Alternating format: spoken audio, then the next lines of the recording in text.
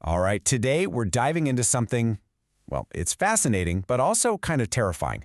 It's a loophole in Singapore's data protection law that's a real head-scratcher. Picture this, you ask for your personal data, and somehow that very act of asking can cause it to be legally deleted. And the craziest part? No one gets in trouble for it.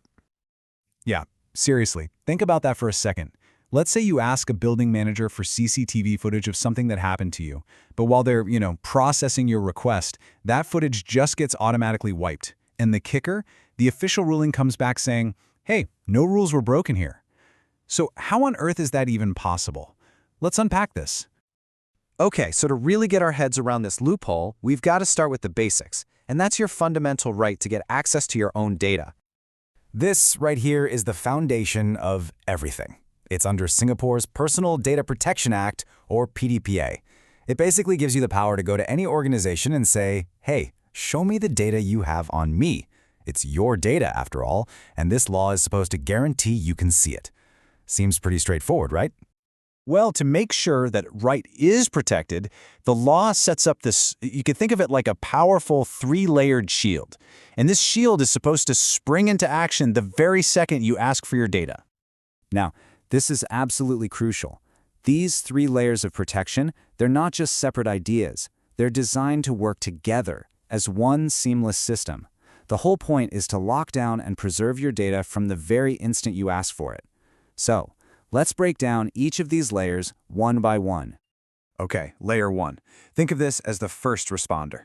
See, the law says an organization can only delete data when there's no legal or business purpose to keep it.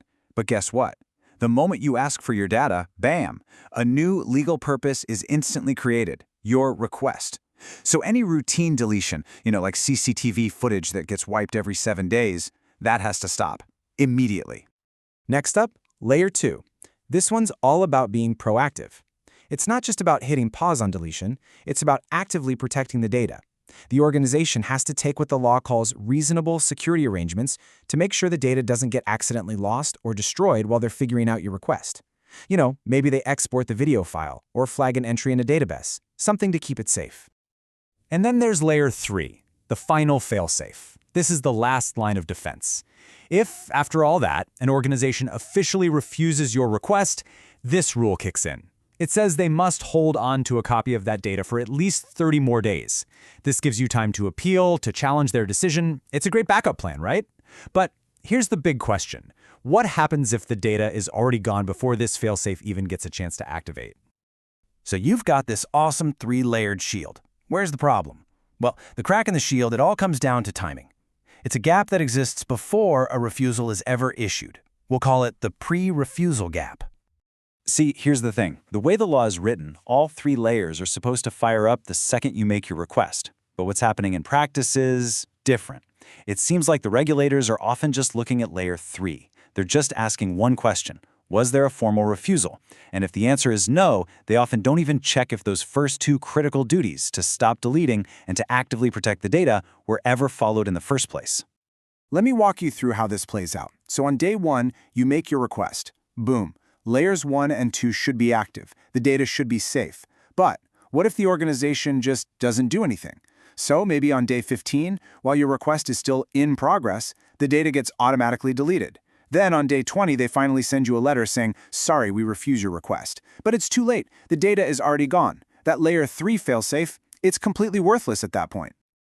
And look, this isn't just some hypothetical situation. This exact thing happened. It was in a real case involving a condo management group, MCST 4599. So let's take a look at how this shield, with all its layers, just completely failed in the real world. There's this quote from an analysis of the case that just nails it. Because the data was gone before an official refusal was sent out, the regulator basically said, well, the organization couldn't have breached the rule about giving access because there was no data to give access to. Think about that. The very act of destroying the data became the perfect defense. It's wild. So where did it all go wrong? It really came down to enforcement. The regulator, the PDPC, seems to have zoomed in only on that final layer, the post-refusal duty. They completely overlooked the first two duties, the one to stop deletion and the one to actively protect the data. And the result? A finding of no breach. Which, when you think about it, just completely cancels out your right to access your data in the first place. And this sets a really dangerous precedent, right? What does this no data, no breach stance really mean for accountability? I mean, how can we hold organizations responsible for protecting our data if this is the outcome? You know, it gets even messier when you have a third party involved. In this condo case, the management, the MCST, had outsourced all their data handling to a managing agent. So the MCST itself was found to have no breach. And the agent, the ones who are actually supposed to be protecting the data, they just threw up their hands and said they didn't have the login credentials to save the footage. So responsibility just kind of evaporated into thin air. So what's the end result of all this? The bottom line? It's a big, fat 0. That's the number of breaches the regulator has found when data gets deleted in this little pre-refusal window. It's a perfect loophole. So what's the big takeaway here? It's this. That 3-layered shield we talked about, it's only as strong as its weakest link. And by only really enforcing one of those layers, the entire system can just be bypassed. This isn't just about weakening your right to access your data. It basically rips the heart out of why that right exists in the first place. And that leaves us with one really big critical question. The law was clearly designed to have these protections work together as a team. So if your fundamental right to see your own data can be defeated by something as simple as an organization dragging its feet until an automatic deletion kicks in, then whose job is it to make sure this no data, no breach loophole gets closed for good?